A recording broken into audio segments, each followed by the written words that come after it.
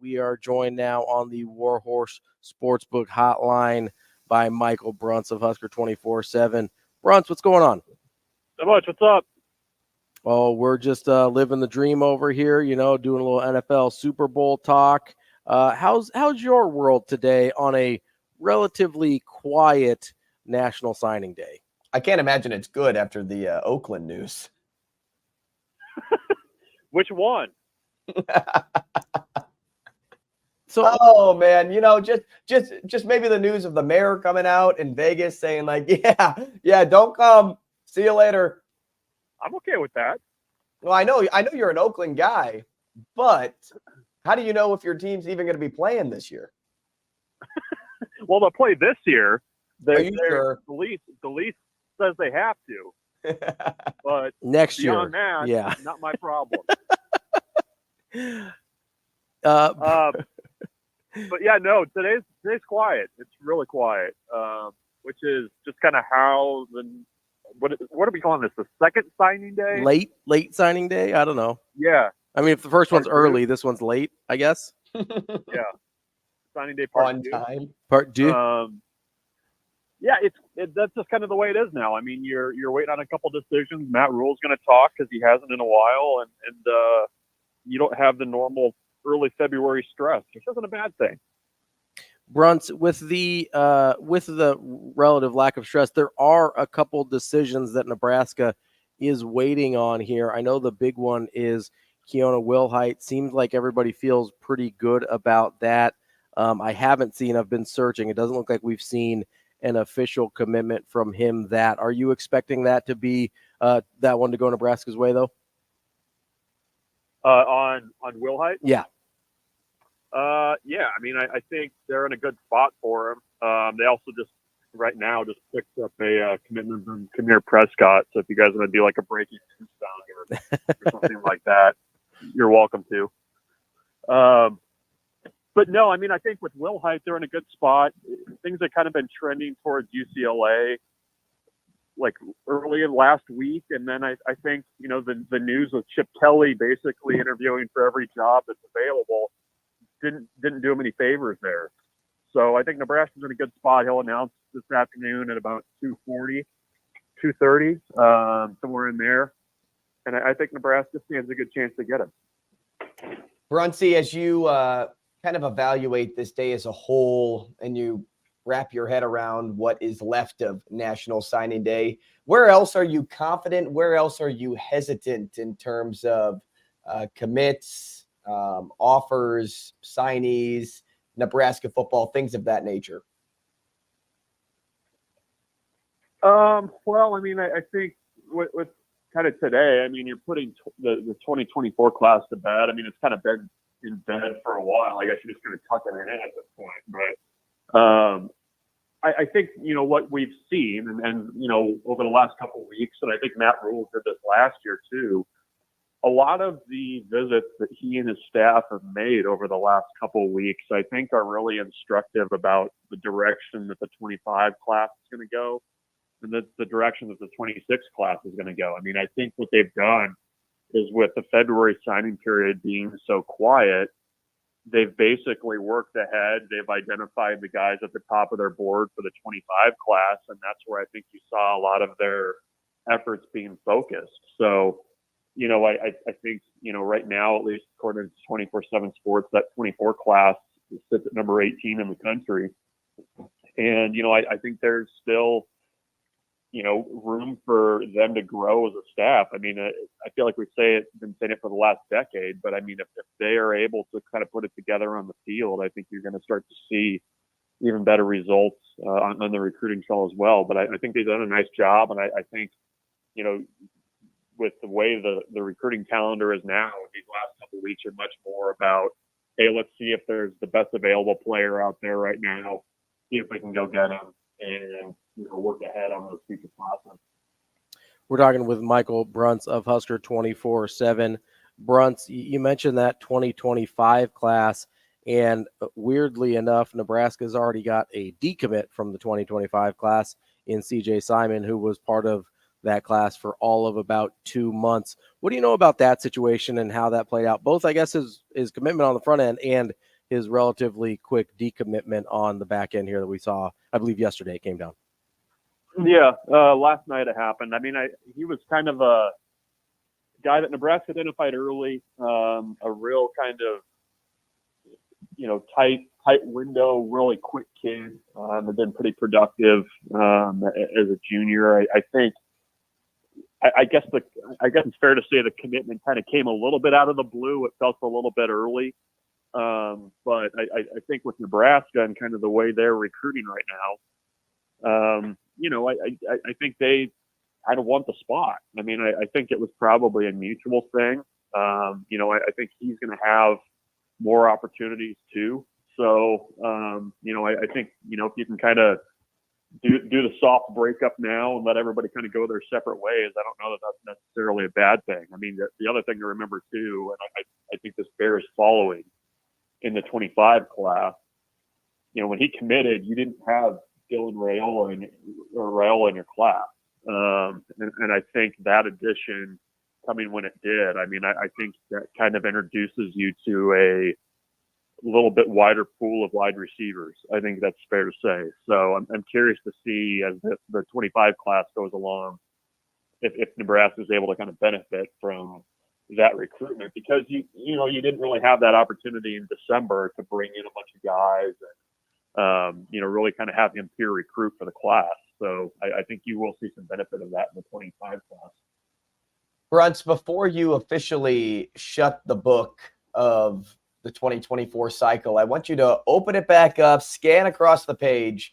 Outside of Dylan Raiola, who's the most impactful commit in your mind that has you saying, if anyone is going to make an immediate impact, it's this guy?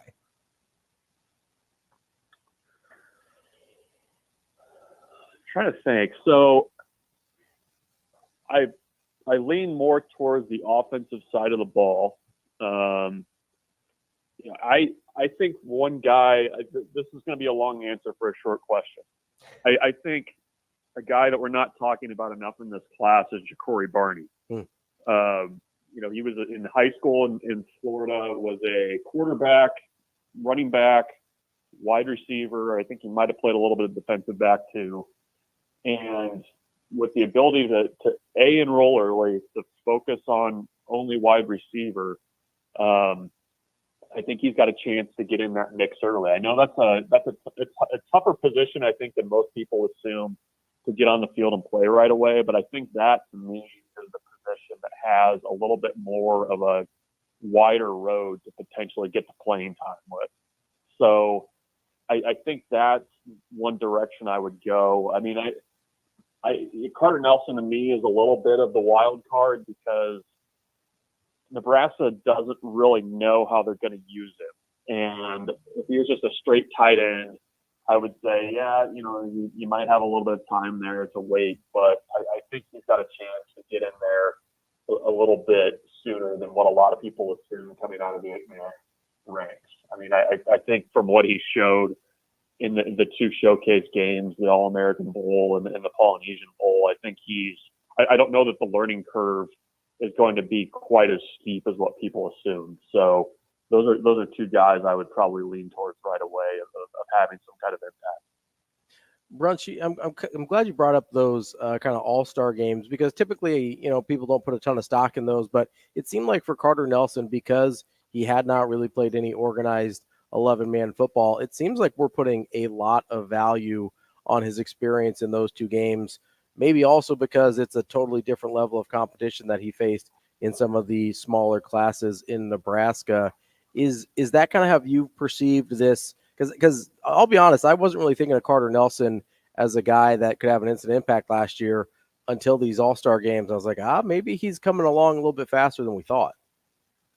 Yeah, it's everything that he did in high school is extremely impressive. I mean, the thing to me that's always, a little bit interesting with his highlights even, and I don't know if it's the competition he played or just, what he was asked to do. Because, I mean, he basically did everything. Mm-hmm. It always seemed to me like he was always moving at like 3/4 speed. And you were kind of always wondering, like, what does this look like if he just absolutely lets it rip? And I think there was a lot of intrigue with, how he was going to adjust. I mean, the thing is too, is a lot of guys don't have that level of competition every day in their high school careers. I think people kind of forget that. But, I think with him, it was like, okay, is he going to, be really dialed in, accept the coaching? Is he, going to be overwhelmed? How is it going to affect it? And I from talking to people, they really liked what he did. I think he impressed people with not only, what his ability is, what the athletic traits are, but also just his mental approach to wanting to kind of learn everything, because it was all new to him. So I think that helps. I mean, I think, if a guy comes in with the right attitude, I think that matters almost as much as just pure athleticism when you're talking about getting on the field as a true freshman. Bruntz, especially locally, what have you really liked about this staff's efforts to control their own destiny, never really feeling like they're behind the 8 ball against other schools? Well, I mean, I think we've talked about this. I mean, I think the mistakes that the past staffs have made is that, they have not recruited local prospects as though they're from Iowa or Kansas or Missouri or Florida. I mean, I think you can't anymore assume that just because a kid's from Nebraska that he grew up a Nebraska fan, although I think the majority of recruits in the state are still very tied into Nebraska for various reasons. I think they're also offering earlier and just starting that relationship. I mean, I think before there was maybe a hesitancy to offer early. And I think when you kind of go down the list of what Nebraska's done offer-wise in state already, I mean, you've got, I think, 7 or 8 guys already offered in the 25 class. There's a few in the 26 class. There's a 27 offer out. I mean, I think there's going to be more coming in that 26 class relatively soon. So I think that, to me, is a sign that, like, okay, they're not going to just, assume much about in-state prospects.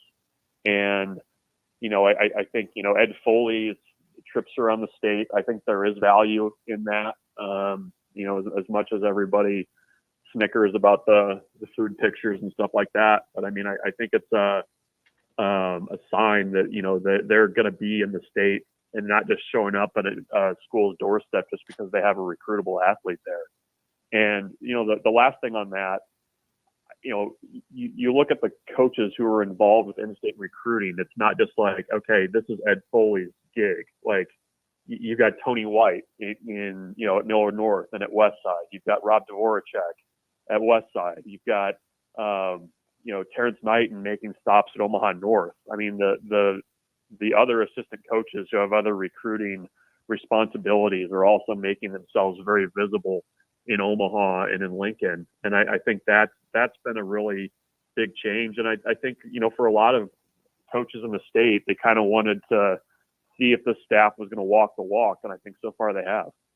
We're talking with Michael Bruntz of Husker 24/7. Bruntz, you mentioned a couple schools there on Ed Foley and Nebraska staff's little tour that I think people are keeping a really close eye on in that 2025 class. Obviously, Christian Jones at Westside. You've got Cade Vermoss and Pierce Newberry at Millard North.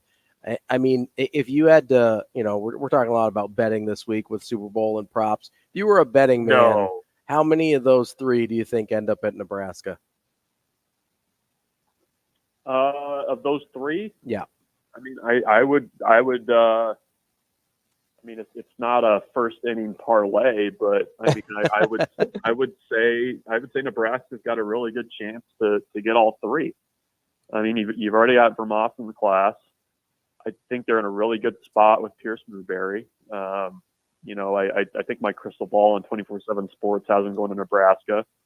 And, with Christian Jones, I mean, even though you had the changeover in staff, I think they've done a really nice job of kind of strengthening that relationship really quickly. And you've got guys from the West Side that are already at Nebraska, making sure that they're, leaning on him. You've got guys that are going to be coming to Nebraska who are also going to be leaning on him. And, it's kind of, cliche, but I think it's kind of true. I mean, I think with recruiting, you follow the visits a little bit. And I think he's been at Nebraska something like 8, 9, 10 times, something like that. So, that matters in my mind. So I think they're in a good spot for those guys. I think they're in a good spot for a number of the local kids. I mean, I think that 25 class, you've already got 3 commits in state in that class. I mean, I think it's going to be another one where you could see maybe a third of the class be in-state prospects again. And I think that's a good way to kind of build a nice solid foundation for a recruiting class when you can keep those guys home. Bruntz, now you have my mind on baseball after bringing up a first inning parlay. I'm like fiending over here. I'm ready for baseball season to get going so I can place one. Unfortunately, I can't place one in college baseball, but I did want to get your thoughts on one thing about Nebraska baseball because especially last year and maybe into the year before, Nebraska hasn't really owned the state of Nebraska. Omaha's had their number. Creighton's had their number at points, but Omaha no longer has Mike Bovee. Creighton has seen some turnover as well. Is this the year Nebraska regains the state? It's a good question. And by the way, you can bet on college baseball, as I understand it. You just probably don't want to go too heavy on it. That's what. Well, no, I know I can bet on college baseball. I just don't know if I can bet on first inning unders in college baseball. I don't know if they have all the exotics on the college baseball betting board. Yeah, you go to Cincinnati and see how much of your money they'll accept there for first inning parlay. I'll just ask Alabama's former baseball coach. No, I mean I think when you kind of look at Nebraska the last couple of years, a lot of their issues that they kind of had with roster depth showed up in midweek games. I mean, even last season, they struggled. It wasn't just Omaha. They struggled against the entire Summit League. And part of that was you just didn't have enough options in your pitching staff that you could go to kind of get things going. And, I think that was something that they really wanted to address in the off season. I think when you just look at the number of pitchers that they have that they feel confident in, I think that will help tremendously. And, I think sometimes too with those midweek games, they're kind of just bare knuckle emotional games.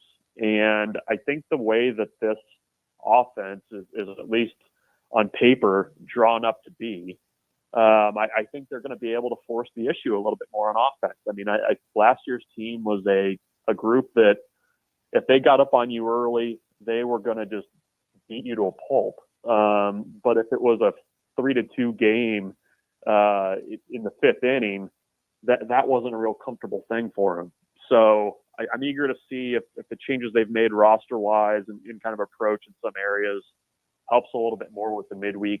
I think what Nebraska's also done is I think they've scheduled a little bit more aggressively with some of their midweek games. I mean, there's not going to be this feeling of like, which I think sometimes happens with midweeks where it's like, it's not a conference game. That's where our focus is. I mean, I think they understand that if they're going to do anything postseason wise, they've got to get a lot better in those midweeks. And I think a lot of it was just they didn't have very good pitching depth the last couple of years to be able to go in and just win those games. Bruntz, before we let you go here in a few minutes, obviously Nebraska baseball kicks off the season a week from Friday, so we'll check back in with a little more baseball talk next week. But tonight, the men's basketball team hits the road again against Northwestern. As you look at this game, as you look at the way Nebraska's season is wrapping up with the final handful of games here, how are you feeling and how kind of desperate are you starting to get in terms of finally getting one of those conference road games? Yeah, I mean, this would be a good one to have. I mean, I think when you look at what's left out there, I mean, I would not to go all Nebraska against Purdue, but I mean the last couple ones feel a little bit more gettable than this one. But I do think that that this would be a really nice win for Nebraska. I think it would come at a good time too, because I mean they've been playing better basketball recently. But you're kind of entering that home stretch where you need to be playing good basketball, and kind of starting that stretch with a win on the road against a pretty good Northwestern team. I mean, I think that would do a lot of good for Nebraska in a lot of ways.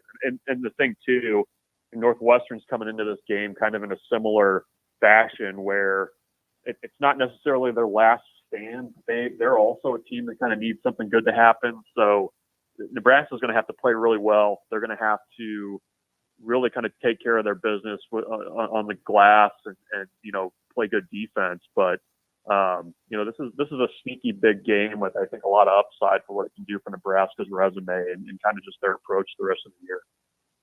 Bruntz, not just their road record, but just their record in general. What does that have to look like for the Huskers, for you to comfortably say the Huskers will go dancing with this total?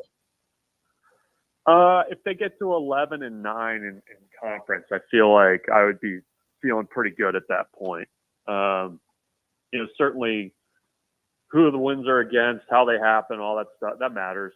But I feel like if you kind of got to that point, you'd feel okay about where things are. And then maybe you're, maybe just playing for seeding in Minneapolis, you get another game up there or something like that. But that to me for about a month has felt like the magical number for Nebraska is if you can get to above 500 in conference play, they should probably be okay in my mind. But I mean, what do I know? I thought that 18 team was probably a team that could win a couple games in the NCAA tournament and ended up having to travel in the NIT. So I'm not good on the bracketology usually, but I think 11-9 is the number in my head.